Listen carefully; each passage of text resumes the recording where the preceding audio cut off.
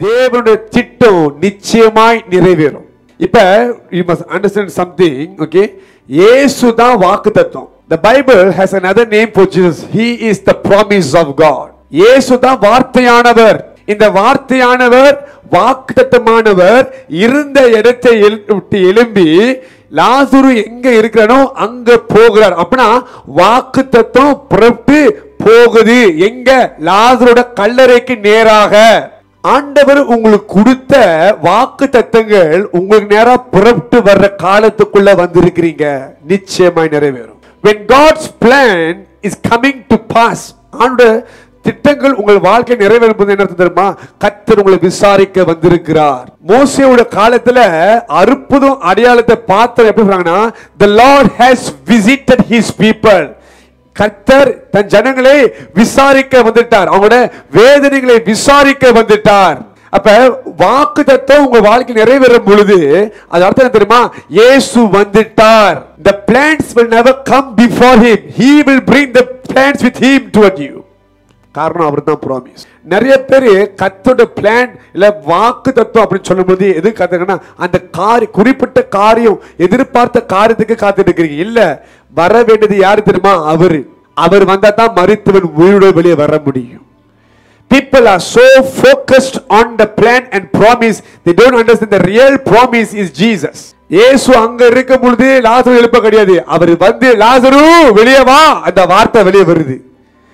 வாக்கு தத்தத்திலிருந்து வாக்கு தத்தமான வார்த்தை வெளியே வருது. கர்த்தர் கொண்டு எவ்வளவு ஆழமா நீ போறியோ அவர் வந்து அந்த டைம்ல தான் வாக்கு தத்தம் நிறைவேறும். தேவன் சொன்ன வாக்கு தத்தங்கள் தாமதிக்கிறது போல இருக்கலாம், ஆனாலும் நிச்சயமாய் நிறைவேறும். ஒன்றும் தரையில விழுகாது. சாமுவேல் தீர்ச்சிருக்கிறான், எழுதப்பட்டிருக்குது. அவன் பேசின எந்த வார்த்தையும் தரையில விழுகல. அப்ப சொன்னாரு, என்னோட தாசன் என்னோட தீர்க்கதரிசி அவன் வார்த்தை தரையில விழுகலன்னா நான் பேசின வார்த்தை தரையில விழுகுமான்னு கேட்கிறார். ஊழியக்காரன் மூலியமா பேசுனதே அவன் வார்த்தையை ஊழியக்காரன் கனப்படுத்துறதுக்காகவே அவர் பேசின வார்த்தையை தரையில விழுகாம பாதுகாத்து நிறைவேற்றாருன்னா, கர்த்தரே உங்கள் வாழ்க்கையில நேரா பேசியிருக்கிறாருன்னா அது தரையில விழுகுமா? சாமுவேல் தீர்க்கதரிசியை பாருங்க, இயேசு பெரியவர் இல்லையா? யோசிச்சு பாருங்க. It will surely come to pass. நிச்சயமாய் தேவன் சொன்ன வார்த்தை நிறைவேறும். இயேசு லாசரோட கல்லறை கிட்ட போய் சேர்ற பொழுது வாக்கு தத்துவம் நிறைவேறி கொண்டு இருக்கின்ற அர்த்தம். பாருங்க, இயேசு நடந்து போகும் பொழுது கல்லறை போகும்போது promises is on the way. ஏன் இயேசு ப்ராமிஸ் என்றேன்? ஆதியாகத்திலிருந்து வெளிப்படுத்தின விசேஷம் வரைக்கும் வேதத்துல முழுமையா எழுதப்படுது இயேசுவை குறித்து தான். அவர் பிறப்பார், அவர் வருவார், பிறகு உலகத்தை நியாயத்திற்கு வருவார், எல்லாமே அவரை குறித்து எழுதப்பட்டிருக்கு. அவர் கல்லறைக்கு போகும் பொழுது வாக்கு தத்துவமானவர் கல்லறைக்கு போயிட்டு இருக்காருன்ற அர்த்தம். இன்னைக்கு நிறைய பேர் எப்படி இருக்கிறீங்கன்னா, 7 மாசம் ஆச்சு, வருஷம் ஆரம்பிக்கும் பொழுது ஆண்டவர் கொடுத்த ப்ராமிஸ் என்னது? நன்மையால் திருப்தி அடைவார்கள் சொன்னாரு. இன்னமும் இந்த நன்மை நான் பார்க்கலையே, நிறைவேறுமா அப்படின்னு சொல்லி யோசிச்சுட்டு இருக்கீங்க. அப்புறம் இந்த மாசம் ஃபுல்லா ஆண்டவர் உங்களை ப்ராமிஸை ஃபோக்கஸ் பண்ண சொல்றேன். ஏன்னு தெரியுமா? He is the promise. He is the promise. அவர்கிட்ட வந்தா தான் இளைப்பாறுதலே உண்டாகும் உங்களுக்கு. அவர்கிட்ட தான் நன்மையே உண்டாகும். அவர்கிட்ட தான் கிருபை உண்டாகும் உங்களுக்கு. அப்ப இந்த மாதம் ஆண்டவர் என்ன சொன்னாரோ அது நிச்சயமாய் நிறைவேறுது. எதெல்லாம் உங்க ஸ்பிரிட்டை போட்டு கிரஷ் பண்ணுதோ, அது இளையப்பதமாகுது, அது எல்லாமே அப்படியே ஓய்ந்து இருக்க போதுன்னு சொல்லுங்க. காற்றையும் கடலையும் அகற்றினவர் உங்களோட வாழ்க்கை காற்றும் கடல் அப்படியே அகற்றி அமைதிப்படுத்த போகிறார். உனக்கு விரோதமா எழும்பி இருக்கிற போராட்டங்கள், உன் மனசுல இருக்க எல்லாம் அப்படியே அமைதியாகி அது ஒன்று இல்லாமல் போக போகுது. கொஞ்ச நேரத்துக்கு பயங்கரமான காற்று புயல் எல்லாம் அடிக்குது, பயங்கரமான ஒரு இது நடக்குது. But it becomes nothing. ஒண்ணுமே இல்லாம புடிச்சு வார்த்தை நிறைவேறுது. பாருங்க, உங்க வாழ்க்கையில சில தடைகள் இருக்கலாம். சொல்லப்பட்ட வாக்கு தத்துவத்துக்கு எதிரான தடைகள் இருக்கும். இப்ப யோசிப்பு உயர்த்த போறேன்ற உயர்வான்னு பார்த்தா குயில் வந்து கிடக்குறோம். சம்திங் ஆப்போசிட்ல சொன்னபடி இல்லை. இப்ப ஆண்டு சொன்னா அது ஏற்ற மாதிரி இருக்கணும். உன்னை நான் உயர்த்தி பெரியவனா ஆக்க போறேன், தலைவனா மாத்த போறாரு.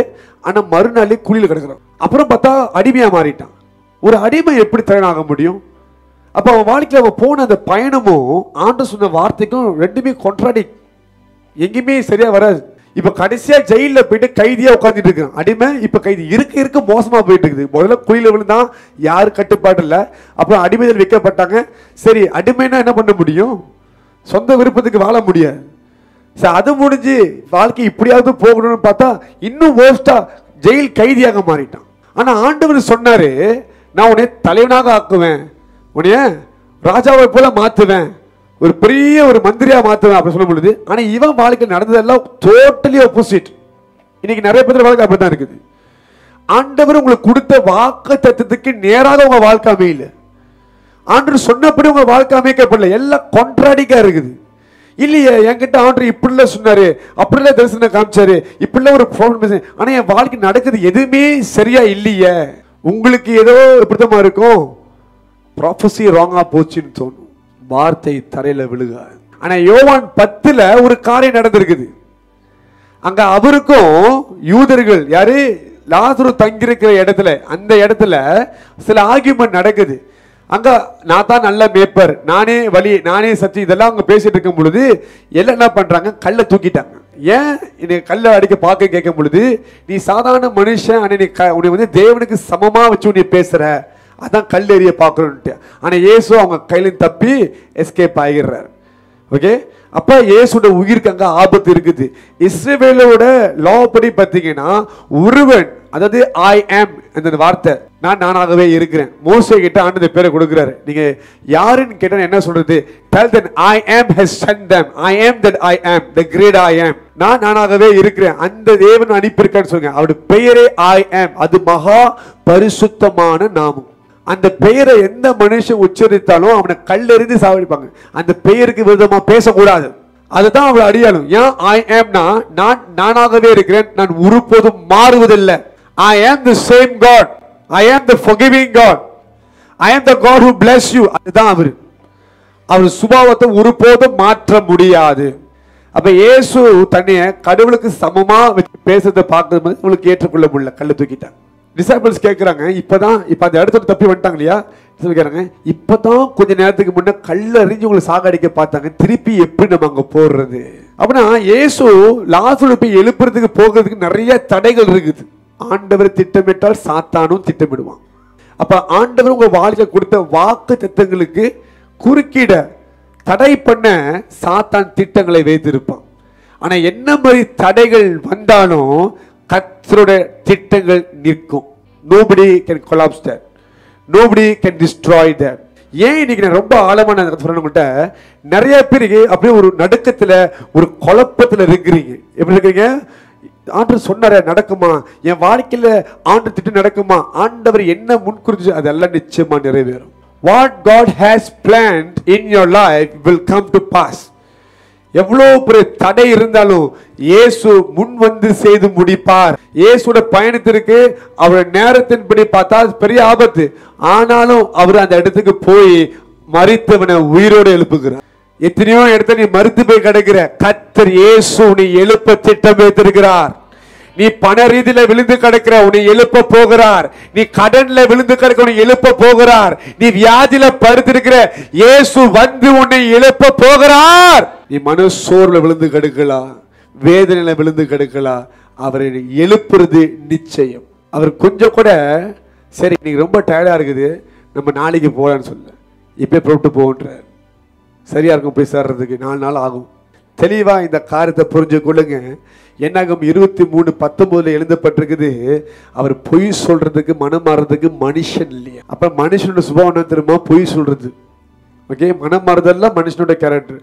ஆனா ஆண்டவர் மனுஷன் இல்ல, அவர் எதை செய்ய திட்டமிடுகிறாரோ அதை குறித்து தான் பேசுவார். எதை செய்ய திட்டம் வச்சிருக்கிறாரோ, இந்த மாதத்துல உங்களுக்கு ஒரு இளைய திட்டம் வச்சிருக்க, அது வசனமா செய்தியா உங்கள்கிட்ட கொடுத்து பேசுறார். ஏதோ ஒரு ஒன் ஆஃப் த செர்மன் நான் கேட்கிறேன், வாரத்தில் ஒரு செய்தி கேட்கிறேன், அப்படி போனா அது நடக்காது. என்கிட்ட ஆண்டவர் சொன்னார் இந்த மாதம் எனக்கு இளைப்பாறுதலை தரேன்னு சொன்னா அது நடக்கும். இன்னொரு கதை நீங்க பாத்தீங்கன்னா, மனுஷனோட தப்புனால மனுஷனுக்காக அவர் பிளானை மாற்றவே மாட்டார்.